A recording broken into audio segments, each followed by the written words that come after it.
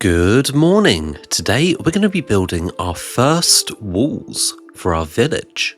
Welcome back to MorningCraft, and let's get started. So we're back and we're out on the edge of the Vale, building our first walls. And with the swordfish looming over Mount Thaldron, this kind of defense has never been more important. It's also kind of cool how the word defense has the word fence in it. You know? Makes sense. So I carved away all the trees I could, and I started laying down this pattern of logs.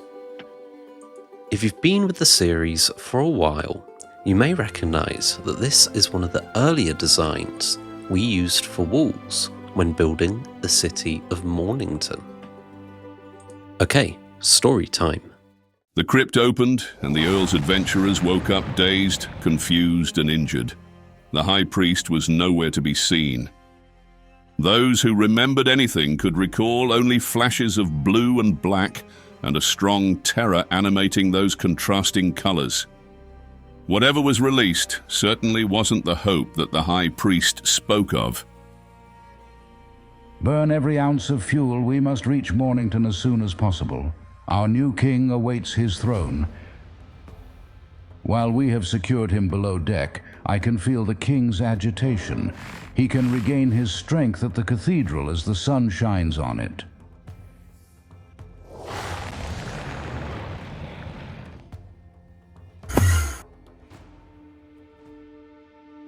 Queen Solara, I'd kneel, but I'm currently stuck sitting. They opened some kind of crypt. Blue Beast came out and they carted it off to the ship. Sounds like a warden. Mornington is in danger. Go now, my queen, save the king. I will teleport you all home first. Thank you for trying. And Dog, it is so good to see you. It has been so long. The king misses you dearly, as do I. So you can see we have these flat sections of 5 blocks with a streak of brown terracotta in the middle of them. And then on either side, we have a log that juts out from the rest of the wall to give it an extra bit of depth and support. And with the left-hand side of the wall done, I started work on a little bit of a tower. Since this crosses a river, it's going to need an appropriate bridge, and I wanted each side of the bridge to be a reinforced tower built out of stone brick. And so as the sun rose, I put together this tower, added a few details here and there with some cobblestone walls, and then the tower was mostly completed. I added a little bit of extra support for a platform that comes back round into the land and joins up with the rest of the wall.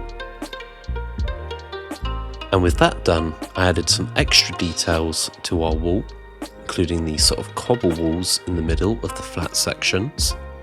And then I got to work on the sort of railing that runs along the wall. You could hide behind this if you want, or it just stops you falling over on a long day of guard duty. But as you can see, the wall is slowly but surely coming together, a patchwork of logs and stone brick walls.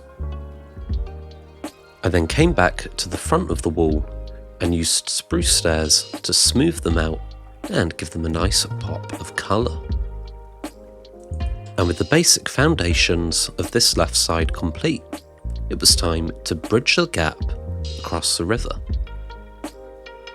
I went for a super simple bridge here. It's not just going to be one log as you see on screen, it's going to be a little bit wider than this, but I didn't want to go for anything too complex. And you can see me building up the other side of the tower here. If you're enjoying the video, why not drop a like, subscribe, or share with a friend? So with all the masonry for the tower finished, it was time to get back on to the wall section. You can see me fleshing out the bridge here. I added some logs and some fences to make it a little bit safer to use. And with the music appropriately fitting the vibe, it's time to get to work on our next section of wall. I continued building out the wall with some dark oak logs. I maintained the pattern of flat 5-block sections with an outcropping log on either side. And I took down a bunch of trees to make this happen. One thing I need to do at some point is give each of the sections of Thuldrim their own sort of group of trees, their own little mini forest. Something I want to do. I want the gallows to have pink cherry trees. We'll probably give the Armstrongs probably dark oak. I feel like that suits them. Or maybe that's more the iron shields. Haven't decided yet, but if you have any suggestions, let me know. And honestly, would you just look at that view? Doesn't that look incredible? You can see our guard tower, our tavern, and the wall carving between the land. Every episode, this is starting more and more to look like a proper village, or maybe even a township. And being British, of course we have a pub already. So this side of the wall, the right side of the wall, is now having a bit more structure to it. You can see we've got some cobblestone walls on top, and we just need a few more details until it's near enough finished. Story time, let's go. My king, you are home. Your grand throne stands in the distance. It is time to fulfill your prophecy.